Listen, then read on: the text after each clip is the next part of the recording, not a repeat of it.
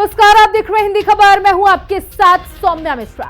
Operation सिंदूर के तहत जहां पाकिस्तान प्रायोजित आतंकवाद पर करारा प्रहार किया जा रहा है, वहीं देश में ऑपरेशन ब्लैक फॉरेस्ट के तहत लाल आतंक का भी तेजी से सफाया हो रहा है।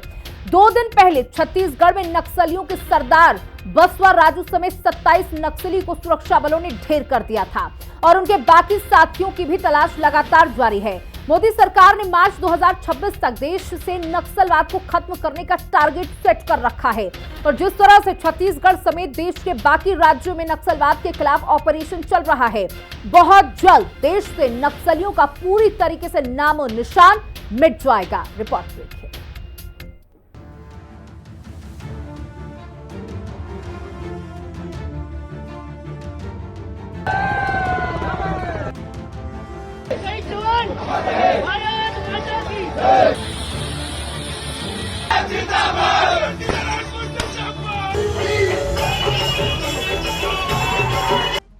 मिशन मोड पर मोदी का संकल्प, मार्च 2026 तक नक्सल मुक्त बनेगा देश। छत्तीसगढ़ में ऑपरेशन ब्लैक फॉरेस्ट, लाल आतंक का हो रहा अंत। 27 नक्सली को मार गिराया, जवानों ने जमकर जश्न मनाया। मोदी सरकार एक तरफ पाकिस्तान प्रायोजित आतंकवाद को पूरी तरह से खत्म करने के मिशन पर जुटी हुई है, तो देश के अंदर से भी लाल आतंक यानी नक्सलवाद का सफाया किया जा रहा है। गृह मंत्री अमित शाह ने नक्सलवाद को खत्म करने के लिए 31 मार्च 2026 की जो डेडलाइन सेट कर रखी है, उसी के मुताबिक नक्सलियों पर करारा प्रहार किया जा रहा है। खासकर छत्तीसगढ़ के विष्णुदेव साय सरकार ने लाल आतंक के खिलाफ मिशन मोड में काम कर रही है और सुरक्षा बलों को इसमें लगातार कामयाबी भी मिल रही है। जवानों के इस जश्न को देखकर अंदाजा लगाया जा सकता है कि किस तरह से नक्सलवाद के खिलाफ बड़ी जीत मिली है।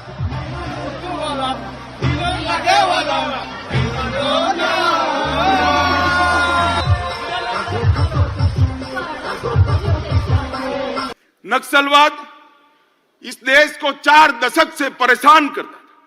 मोदी जी के 14 से 24 के कार्यकाल में उग्रवाद और आतंकवाद और नक्सलवाद अपनी अंतिम सांसें गिन रहा है। मैं देश की जनता को कहना चाहता हूं, मोदी 3 में ये देश पूर्णतया आतंकवाद, उग्रवाद और नक्सलवाद से मुक्त होकर शांत और समृद्ध भारत बनने की दिशा में आगे बढ़े। 21 मई को नारायणपुर और बीजापुर इलाके में नक्सलियों पर सुरक्षा बलों के जवान प्रलय बनकर टूटे और 27 नक्सलियों को ढेर कर दिया। सबसे बड़ी बात, इस ऑपरेशन में नक्सलियों का सरदार बसवा राजू उर्फ मल्लोजी भी मारा गया। बसवा राजू देश का सबसे बड़ा मोस्ट वांटेड नक्सली था। 6 राज्यों की पुलिस को इसकी तलाश थी। अबूझमाड़ के इन जंगलों में लगभग 50 घंटों तक हमारे जवानों और नक्सलियों के बीच में मुठभेड़ चली। गोलीबारी में हमारे जवानों ने एक खूंखार नक्सली बसव राजू को मौत के घाट उतार दिया। बसव राजू वो नक्सली नेता था जिसके ऊपर 3 करोड़ रुपए का इनाम था। बीटेक कर कॉलेज में पढ़ने वाला एक लड़का 6 फीट जिसकी हाइट थी, वो 1970 के दशक में माओवादी आंदोलन को सक्रिय बनाए हुए था। 70 साल का माओवादी बसव राजू को मौत के घाट उतार हमारे जवानों ने एक बड़ी उपलब्धि हासिल की है और इस 27 नक्सलियों में कई सीसी सेंट्रल कमेटी के माओवादी भी शामिल थे, जिसे हमारे जवानों ने ढेर कर दिया। छत्तीसगढ़ के नारायणपुर दंतेवाड़ा बॉर्डर पर जिस नक्सली बसवा राजू का एनकाउंटर किया गया, उस पर कुल मिलाकर 10 करोड़ रुपए का इनाम था। इस नक्सल ऑपरेशन की सफलता का जश्न डीआरजी के जवान नाच गाकर और रंग गुलाल खेलकर मना रहे हैं।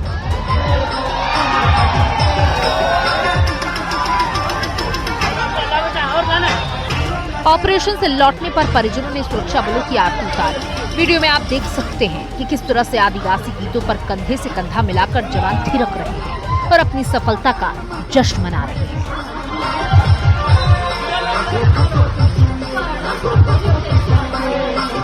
जब शीर्ष नेतृत्व न्यूट्रलाइज हुआ है, तो इसके बाद इस आंदोलन को बिखरने में कोई बहुत बड़ा वक्त नहीं लगना चाहिए।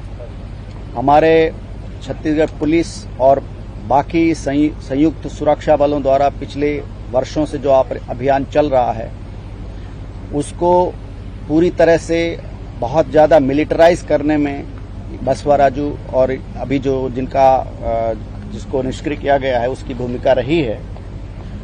पिछले बहुत वर्षों से सुरक्षा बलों द्वारा बहुत अधिक नुकसान उठाया गया है। बहुत इस क्षेत्र के लोगों ने, निर्दोष नागरिकों ने अपने बच्चों की शहादत दी है।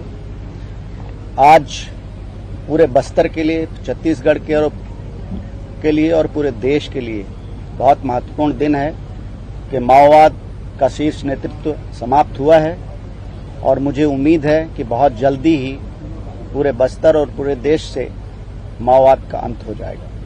दरअसल छत्तीसगढ़, तेलंगाना, ओडिशा और आंध्र प्रदेश के सीमावर्ती इलाकों में माओवादियों की गतिविधियों का संचालन करने वाला बसवा राजू उर्फ मल्लोजी कई सालों से सुरक्षा बलों के लिए सिरदर्द था। आंध्र प्रदेश के श्रीकाकुलम का रहने वाला बसवा राजू खूंखार नक्सली था और सुकमा, दंतेवाड़ा समेत कई नक्सली हमलों को अंजाम दे चुका था। 2010 के दंतेवाड़ा हमले में 75 सीआरपीएफ जवान शहीद हुए थे, उसमें भी इसका ही हाथ था। ऐसे में इसकी मौत से ये संदेश साफ हो गया कि सरकार अब किसी भी रूप में नक्सली हिंसा को सहन नहीं करेगी और सरकार द्वारा हाल के सालों में चलाए गए अभियानों के चलते नक्सली संगठनों की रीढ़ टूटती सी नजर आई। छत्तीसगढ़ के मुख्यमंत्री विष्णुदेव साय ने कहा कि जब से राज्य में बीजेपी की सरकार आई है, नक्सलवाद के खिलाफ जंग तेज हो गई है और 31 मार्च 2026 तक देश से नक्सलवाद खत्म कर दिया जाएगा।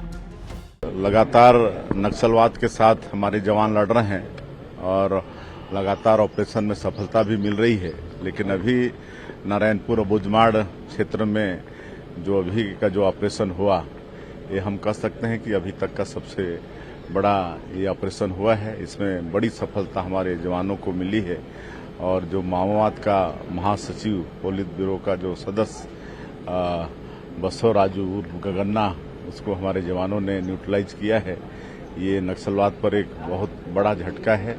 नक्सलवाद का एक तरह से कमर ही टूट गई है और अब हम लोग का जो संकल्प है माननीय प्रधानमंत्री जी का और माननीय गृह मंत्री जी का, 31 मार्च 2026 तक पूरे देश से नक्सलवाद को समाप्त करने का वो रास्ता और नजदीक आ रहा है। नक्सल विरोधी अभियान के दौरान अदम्य साहस का परिचय देते हुए शहीद और सीआरपीएफ कोबरा बटालियन के कांस्टेबल सोलंकी मेहुल भाई नंदलाल को मुख्यमंत्री विष्णुदेव साय ने श्रद्धांजलि अर्पित की। मुख्यमंत्री ने माना कि स्थित चौथी वाहिनी छत्तीसगढ़ सशस्त्र बल परिसर पहुंचकर शहीद के पार्थिव शरीर पर पुष्प चक्र अर्पित किए और उन्हें नमन किया। सीएम ने पार्थिव शरीर को कंधा देकर उन्हें गृह राज्य रवानगी से पूर्व अंतिम विदाई दी। मुख्यमंत्री ने कहा कि शहीद मेहुल भाई का वीरता और देशभक्ति हमेशा याद रखी जाएगी और जवानों की शहादत व्यर्थ नहीं जाएगी। बीजापुर के उसूर क्षेत्र में गुजरात के रहने वाले श्री मेहुल भाई नंदलाल सोलंकी माओवादियों के साथ मुकाबला करते हुए वीरगति को प्राप्त हुए। उन्होंने अपना अदम्य साहस का परिचय दिया। हम उनके शहादत को नमन करते हैं और प्रभु से प्रार्थना है कि उनकी आत्मा को शांति प्रदान करें और उनके शोक संतप्त परिवार को इस गहन शोक को सहने की शक्ति प्रदान करें। सोलंकी मेहुल भाई नंदलाल जी का शहादत व्यर्थ नहीं जाएगा। उन्होंने राष्ट्र सेवा में अपना बलिदानी दी है। जरूर छत्तीसगढ़ के बस्तर क्षेत्र में शांति स्थापित होकर रहेगी। आज हम लोगों ने यहाँ पर आकर हमारे गृह मंत्री, विधायकगण और सभी उनको श्रद्धांजलि दी है। भारत में नक्सलवाद की शुरुआत पश्चिम बंगाल के दार्जिलिंग जिले के गांव नक्सल बाड़ी से हुई थी। 1967 में कम्युनिस्ट आंदोलन से प्रेरित होकर नक्सलबाड़ी गांव के सामांती भूस्वामियों के खिलाफ हथियार उठा लिए। नक्सलबाड़ी में शुरू होने के कारण इसका नाम नक्सल आंदोलन पड़ा और इस तरह से आंदोलन में शामिल लोगों को नक्सलवादी कहा गया। लेकिन बदलते वक्त के साथ नक्सलियों ने स्टेट और सिस्टम के खिलाफ हथियार उठा लिए और सुरक्षा बलों की जान के दुश्मन बन गए। ऐसे में केंद्र की नरेंद्र मोदी सरकार ने लाल आतंक को जड़ से खत्म करने का मिशन शुरू किया, जिसका असर ये हुआ कि भारत नक्सलवाद की समस्या से तेजी से उभर रहा है। 2024 में नक्सल विरोधी अभियानों की बड़ी सफलताओं के बाद 2025 में भी सुरक्षा बलों ने नक्सलवाद के खिलाफ अपना अभियान तेज कर रखा है। अकेले छत्तीसगढ़ में पिछले 4.5 महीनों में 200 से ज्यादा कट्टर नक्सलवादियों को ढेर किया गया, जो इस संघर्ष की तीव्रता और प्रभावशीलता को दर्शाता है। नक्सल आंदोलन का केंद्र रहे रेड कॉरिडोर के ज्यादातर इलाके अब माओवाद मुक्त हो चुके हैं। छत्तीसगढ़ समेत देश में नक्सलवाद पर पूर्ण विराम लगाने के लिए केंद्रीय गृह मंत्री अमित शाह ने मार्च 2026 की डेडलाइन तय की है और इसी समय सीमा के अंतर्गत सभी राज्यों की सरकारें एक दूसरे के साथ मेलजोल कर नक्सल विरोधी अभियान चला रही हैं। छत्तीसगढ़ में भी मुख्यमंत्री विष्णुदेव साय की सरकार लगातार नक्सल विरोधी अभियान में आगे बढ़ रही है। जवानों ने गोली का जवाब गोली से और गोली का जवाब गोली से देना शुरू कर दिया है। जवान लगातार साहसी कदम उठा रहे हैं और नक्सलियों को ढेर कर रहे हैं। मुख्यमंत्री विष्णुदेव साय आज शहीद जवान को श्रद्धांजलि देने पहुंचे। उनकी अर्थी को कंधा देते हुए विष्णुदेव साय कहते हैं कि जवानों की शहादत व्यर्थ नहीं जाएगी और नक्सलवाद को समाप्त करने की जो डेडलाइन केंद्रीय गृह मंत्री अमित शाह ने तय की है, उसी समय सीमा के अंतर्गत तमाम देश से नक्सलवाद को समाप्त कर दिया जाएगा और इस पर पूर्ण विराम लगा दिया जाएगा। लाल आतंक को खत्म करने के मिशन पर मोदी सरकार किस तरह से काम कर रही है और पिछले 10 सालों में इसमें कितनी कामयाबी मिली, इसके बारे में केंद्र सरकार ने संसद को बताया था और कहा था कि अब से छत्तीसगढ़, आंध्र प्रदेश, झारखंड, केरल, मध्य प्रदेश, महाराष्ट्र, ओडिशा और तेलंगाना और पश्चिम बंगाल उन 9 राज्यों में शामिल है जहां नक्सलवाद का प्रभाव बचा है। गृह मंत्री अमित शाह ने 21 मार्च 2025 को राज्यसभा में ऐलान किया था कि 31 मार्च 2026 तक देश में नक्सलवाद समाप्त हो जाएगा। सबसे पहले एक बात इस सदन में जिम्मेदारी के साथ बताना चाहता हूं, 21 मार्च 2026 को इस देश से नक्सलवाद समाप्त। और मैं जो बोल रहा हूं इसके पीछे नरेंद्र मोदी सरकार के 10 साल का परिश्रम, बारीक आयोजन, इनकी विकास की भूख संतोषने के लिए किए गए प्लानिंग और पैसों का आवंटन है और सुरक्षा ग्रिड को एक भी जगह गैप न रह जाए, इस तरह से हमने पुख्ता किया है। पिछले कुछ महीनों में गृह मंत्री अमित शाह ने कई बार छत्तीसगढ़ का दौरा किया और अलग अलग मंचों से इस बात का जिक्र किया। इसके लिए उन्होंने कई योजनाएं भी बनाई जिससे नक्सलियों को समझा बुझाकर आत्मसमर्पण करवाया जा सके। इसी का नतीजा है कि नक्सलवाद धीरे धीरे दम तोड़ता दिखाई दे रहा है। गृह मंत्री अमित शाह ने कुछ महीने पहले बताया था कि साल 2004 से 2014 तक देश में नक्सलवाद से जुड़ी 16,463 हिंसक घटनाएं हुई, जिसमें पिछले 10 सालों में 53% तक की कमी आई है। 2004 से 2014 तक अलग अलग नक्सली हमलों और नक्सल विरोधी अभियानों के दौरान 1851 सुरक्षा कर्मियों की जान गई, जबकि पिछले 10 साल में सुरक्षा बलों के हताहत होने की संख्या घटकर 509 रह गई, जो 73% की कमी है। वहीं 2004 से 14 के बीच नक्सली हमलों में 4,766 नागरिकों की मौत हुई, जबकि 2014 से 2024 के बीच ये आंकड़ा घटकर 1495 रह गया, जो 70% की कमी है। केंद्र सरकार ने साल 2015 में राष्ट्रीय नीति और कार्य योजना को मंजूरी दी। इसके तहत नक्सल समस्या से निपटने के लिए व्यापक रणनीति पर काम शुरू किया गया। सुरक्षा संबंधी उपायों को मजबूत करने के विकास के काम को गति देने और स्थानीय समुदाय के अधिकार को सुनिश्चित करने का काम शुरू किया गया। नक्सलवाद की समस्या से निपटने के लिए सरकार ने सुरक्षा के साथ विकास को प्राथमिकता दी। नक्सल प्रभावित इलाकों में सड़क, पानी, बिजली, अस्पताल, स्कूल, इंटरनेट और कम्युनिकेशन जैसे बुनियादी ढांचे विकसित किए गए। विकास की वजह से यहाँ के ग्रामीणों ने मेन स्ट्रीम से जुड़े हैं और नक्सलियों को मिलने वाला जन समर्थन काफी हद तक समाप्त हुआ। इस कारण नई भर्तियां लगभग रुक गई। केंद्र और राज्य सरकारें प्रभावित इलाकों में युवाओं को रोजगार कर नक्सलवाद से दूर रहने का प्रयास कर रही हैं। पीएम मोदी ने नॉर्थ ईस्ट इन्वेस्टर समिट के उद्घाटन के मौके पर कहा, चाहे आतंकवाद हो या फिर नक्सलवाद, उनकी सरकार जीरो टॉलरेंस की नीति पर चल रही है। आतंकवाद हो या अशांति फैलाने वाले माओवादी, हमारी सरकार जीरो टॉलरेंस की नीति पर चलती है।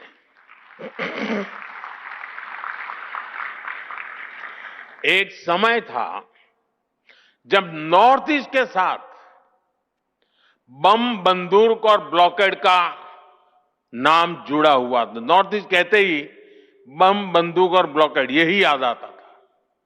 इसका बहुत बड़ा नुकसान वहां के युवाओं को उठाना पड़ा। उनके हाथों से अनगिनत मौके निकल गए। हमारा फोकस नॉर्थ ईस्ट के युवाओं के भविष्य पर है। इसलिए हमने एक के बाद एक शांति समझौते किए, युवाओं को विकास की मुख्य धारा में आने का अवसर दिया। पिछले 10-11 साल में 10,000 से ज्यादा युवाओं ने हथियार छोड़कर शांति का रास्ता चुना है। नक्सलवाद अब वैचारिक रूप से भी धाराशाही हो चुका है। इसका बचा कुचा अस्तित्व केवल जंगलों में छिपे कुछ समूहों तक सीमित है। यदि लाल आतंक के खिलाफ ऑपरेशन इसी तरह से चलता रहा तो साल 2026 तक भारत को पूरी तरह से नक्सल से मुक्ति मिल जाएगी।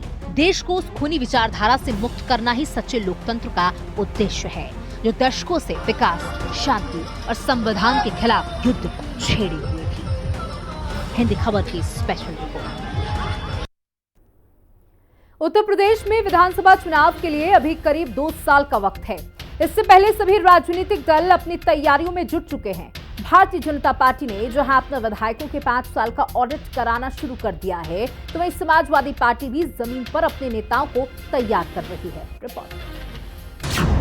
क्या यूपी की राजनीतिक बिसात पर बीजेपी बदलेगी रंग?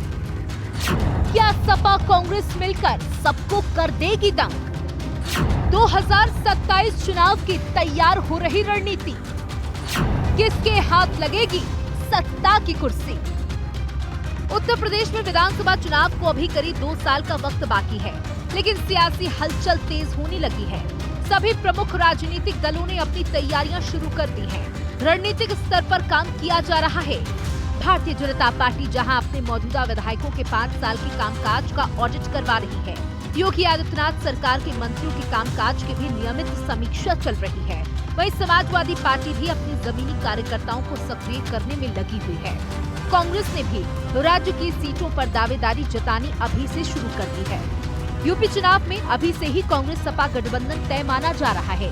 वहीं हशिया पर सिमटी बहुजन समाज पार्टी में भी आकाश आनंद की सक्रियता के बाद नए सियासी संकेत मिलने लगे हैं। प्रदेश के इन प्रमुख राजनीतिक दलों के अलावा उनके सहयोगी दल भी अपने सियासी समीकरण साधने में जुट गए हैं। इसी क्रम में भाजपा की सहयोगी निषाद पार्टी के मुखिया और उत्तर प्रदेश सरकार में कैबिनेट मंत्री संजय निषाद के बयानों ने राजनीतिक हलकों में हलचल सी मचा रखी है। ऐसे में सवाल ये उठ रहा है कि भारतीय जनता पार्टी क्या 2027 के विधानसभा चुनाव में बदले राजनीतिक रंग के साथ उतरेगी? फिर सहयोगियों को साधने के लिए लखनऊ से दिल्ली तक मान मनौवल का खेल चलेगा।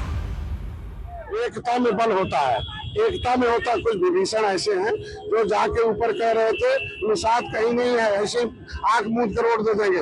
नतीजा रहा कि निषाद देखो गुस्से में आ गए, 45 सीट हार गए। हम नहीं चाहते निश्चित रूप से विभीषण बीजेपी में होते तो ऐसे 43 सीट थोड़ी हारते हम लोग। आज के दिन में गोरखपुर में 3.5 लाख वोट से जीता था 2019 में, 2018 में सांसद जीता था।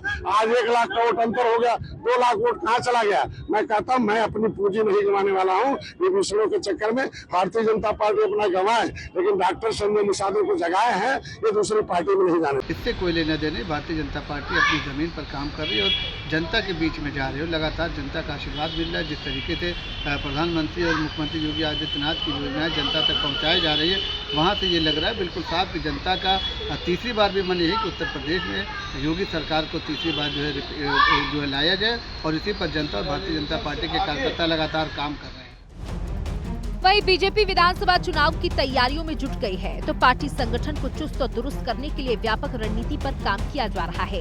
प्रदेश में बीजेपी के 1918 मंडलों में संगठनात्मक ढांचे को मजबूत करने के लिए मंडल कार्य समितियों का गठन शुरू हो गया है।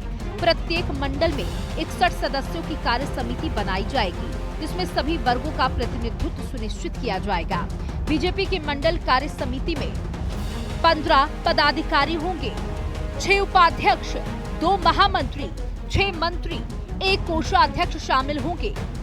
जहां एक तरफ भाजपा ने अपनी पूरी ताकत झोंकना शुरू कर दिया है, सपा अध्यक्ष अखिलेश यादव मिशन 2027 पर फोकस कर रहे हैं। सपा कार्यालय लखनऊ पर लगातार प्रेस कॉन्फ्रेंस आयोजित करके भाजपा सरकार पर सवाल उठा रहे हैं। अखिलेश यादव ने यूपी विधानसभा चुनाव 2027 का जिक्र करते हुए कहा कि इस बार का चुनाव योगी बनाम प्रतियोगी होने जा रहा है। अखिलेश यादव ने इशारों में ये बता दिया कि इस बार बेरोजगारी, निजीकरण, पीडीए और भ्रष्टाचार के मुद्दे पर चुनाव में उतरने जा रही है। उसके लिए उसने तमाम प्रेस कॉन्फ्रेंस कर भाजपा को घेरा। वहीं अपने बिखरे हुए वोट बैंक को वापस लाने की कवायद शुरू कर दी है। जो है लगभग 8 साल हो गए सरकार में रहते हुए, और अब जाकर के इनको याद आ रहा है कि इनके विधायक जनता के बीच में जाएं। इसके पहले इन्हें ध्यान नहीं आ रहा था कि जनता के बीच में जाना पड़ेगा, जनता के लिए कार्य करना पड़ेगा। 5 घंटे के अंदर तो ये जो है शिक्षक भर्ती का अनाउंसमेंट करते हैं और उस एक्सपोज को डिलीट करना पड़ जाता है इनको। अभी तक जो लंबित भर्तियां हैं उनको पूरी करा नहीं पाए हुए हैं और चुनाव की तैयारी कर रहे हैं। अच्छी बात है, चुनाव की तैयारी करें। जनता भी तैयारी करके रखी हुई है कि जब आपने हमारे लिए कार्य नहीं किया हुआ है, हम भी चुनाव में तैयार हैं, चुनाव में आपको जवाब देंगे। रही बात बसपा की, तो बसपा तो जो है ऐसा हो रखी हुई कि भाई चुनाव आएगा तो हम बाहर निकल करके आ जाएंगे और चुनाव जैसे ही ख़त्म हो जाएगा उसके बाद में हम फिर हाइबरनेशन और एक्टिवेशन में चले जाएंगे। तो वहीं सपा के साथ मिलकर कांग्रेस भी अपना 38 सालों का सूखा दूधकर सत्ता पर काबिज होना चाहती है। उत्तर प्रदेश में 2027 विधानसभा चुनाव को ध्यान में रखते हुए कांग्रेस ने संगठन को मजबूत करने की दिशा में काम शुरू कर दिया है। पार्टी लगातार लखनऊ में संगठन सृजन कार्यशालाओं का आयोजन कर रही है, जिसमें आगामी रणनीतियों पर विचार हो रहा है। पार्टी कई अभियान चला रही है, जिसमें बूथ स्तर पर मतदाताओं से जुड़ना, पुराने कांग्रेस कार्यकर्ताओं को फिर से सक्रिय करना और जनहित के मुद्दों पर संघर्ष करना होगा। उत्तर प्रदेश 2027 विधानसभा चुनाव में अब ज्यादा समय नहीं बचा है। उत्तर प्रदेश सरकार ने जनता को दो राहे पर खड़ा कर दिया है। विकास का पहिया जाम हो गया है। उत्तर प्रदेश कांग्रेस कमेटी संगठन सृजन अभियान के तहत प्रत्येक बूथ स्तर पर संगठन को मजबूत करने का काम कर रही है। प्रत्येक ग्राम पंचायत, प्रत्येक वार्ड स्तर, ब्लॉक स्तर पर और प्रत्येक विधानसभा में एक एक बूथ पर कार्यकर्ताओं की मजबूती से चयन करते हुए और आगामी विधानसभा चुनाव की तैयारी में कांग्रेस जुट गई है और 27 का चुनाव होगा बड़ी मजबूती के साथ। और उत्तर प्रदेश में भरसक प्रयास होगा कि उत्तर प्रदेश में कांग्रेस की सरकार बने। माननीय अजय राय जी के नेतृत्व में राष्ट्रीय महासचिव प्रभारी अविनाश पांडे जी के दिशा निर्देशन में उत्तर प्रदेश में प्रत्येक कांग्रेस कार्यकर्ता मजबूती के साथ जुट गया है और आगामी विधानसभा चुनाव 2027 का जनता चाहती है। जनता के अनुरूप कांग्रेस चुनाव लड़ेगी और चुनाव में विजयी होगी। वहीं हशिया पर लटकी बसपा अपनी अंदरूनी कलह से नहीं बाहर आ पा रही है, तो वहीं आगामी चुनाव पर क्या फोकस कर पाएगी। लेकिन एक बात तो साफ है कि इस बार भाजपा के लिए ये राह आसान नहीं होने वाली, क्योंकि भाजपा की सहयोगी पार्टियां ही समय समय पर उसे आंखें दिखा रही हैं। वहीं लोकसभा में जबरदस्त प्रदर्शन करने वाली सपा के हौसले कहीं न कहीं मजबूत हैं और सपा के सहारे कांग्रेस भी अपनी कोई जमीन वापस पाने की कोशिश में लगी हुई है। अन्य दलों की अगर बात हो, जिसमें खासतौर पर निषाद पार्टी की बात हो या अपना दल की बात हो या ओम प्रकाश राजभर की पार्टी सुभाषपा की बात हो, लगातार एनडीए में अपनी पकड़ मजबूत करने के लिए कि ज्यादा से ज्यादा सीटें उन्हें मिल सके, इसके लिए पूरी तरीके से जद्दोजहद अन्य दलों के द्वारा किया जा रहा है। तो साफ तौर पर है कि 2027 के चुनावों के लिए पूरी तरीके से विसाध तैयार कर दी गई है। पूरी तरीके से सभी लोग अपना पुरजोर कोशिश कर रहे हैं कि ज्यादा से ज्यादा सीटों पर कैसे मजबूती से लड़ा जा सके और जनता से ज्यादा कैसे जुड़ा जा सके। कैमरामैन मनोज के साथ मैं विक्रम सिंह राठौर, हिंदी खबर, लखनऊ। और इसी के साथ इस खास बुलेटिन में इतना ही। बने रहिएगा हिंदी खबर के साथ। नमस्कार।